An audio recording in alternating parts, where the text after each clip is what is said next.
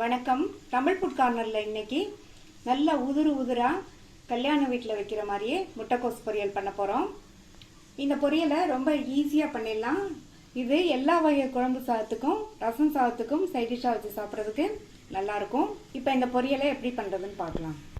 400 gram முட்டைக்கோஸை இந்த மாதிரி பொடியாக கட் பண்ணி வாஷ் பண்ணிவிட்டு இந்த வடிகட்டியில் போட்டு வச்சுருக்கேன்.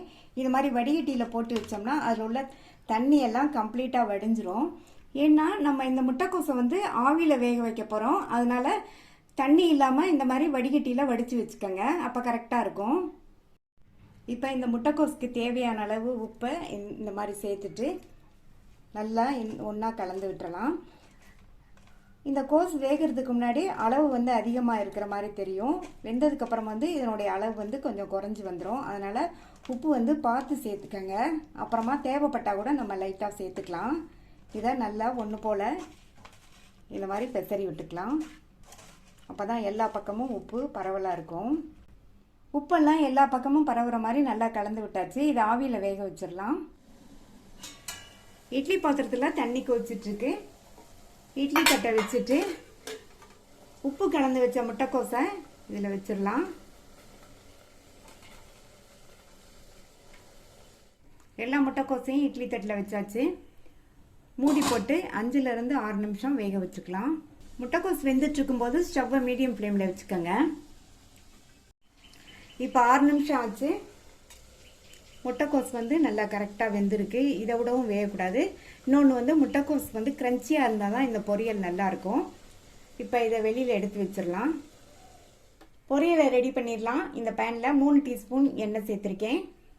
எண்ணெய் சூடானதும் அதில் அரை டீஸ்பூன் கடுகு பொரிஞ்சதும் 1 டீஸ்பூன் கடலைப்பருப்பும் 1 டீஸ்பூன் உளுந்தம்பருப்பும் சேர்த்துக்கோங்க. இந்த கடலைப்பருப்பும் உளுந்தம்பருப்பும் இது நல்லா டேஸ்ட் கொடுக்கும். சாப்பிடும்போது கடிபடும்போது நல்லாயிருக்கும். பருப்போட கலர்லாம் நல்லா மாறிடுச்சு. அடுத்து இது கூட கறிவேப்பிலை,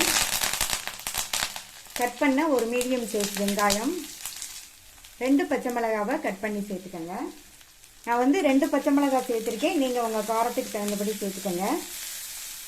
இப்போ இந்த வெங்காயத்தை லைட்டாக அதனுடைய கலர் மாறாத அளவுக்கு வதக்கிக்கோங்க. இப்போ இதில் வேக வச்ச முட்டைக்கோஸை சேர்த்துக்கலாம்.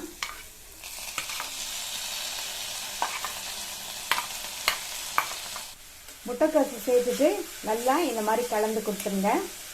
நம்ம முட்டைக்கோஸை ஆவிலே வேக வச்சதுனால இனி ரொம்ப வேக வேண்டியதில்லை. லைட்டாக வதக்கி விட்டால் போதும். இன்னொன்று, முட்டைக்கோஸை நம்ம இந்த மாதிரி ஆவிலேயே வேக வச்சு இந்த பொரியல் பண்ணுறதுனால முட்டைக்கோஸில் உள்ள சத்துக்கெல்லாம் போகாமல் நல்லா ஹெல்த்தியாக இருக்கும். இந்த பொரியல் நல்லா டேஸ்டாகவும் இருக்கும். முட்டைக்கோஸை சேர்த்து 1 நிமிஷம் போல் வதக்கி விட்டாச்சு.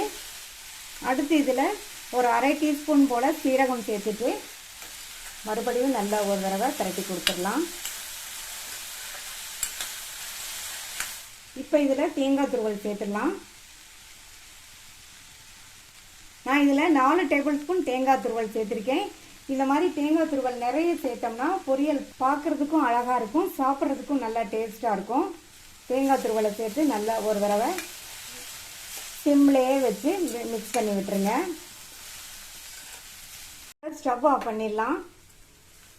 நல்லா உதிரா கல்யாண வீட்டில் வைக்கிற மாதிரியே வெள்ளை வெள்ளையர்னு சூப்பராக டேஸ்டான முட்டைக்கோஸ் பொரியல் ரெடி ஆயிடுச்சு. நீங்களும் இதை ட்ரை பண்ணி பார்த்துட்டு உங்கள் கமெண்ட்ஸை சொல்லுங்கள். தேங்க்யூ.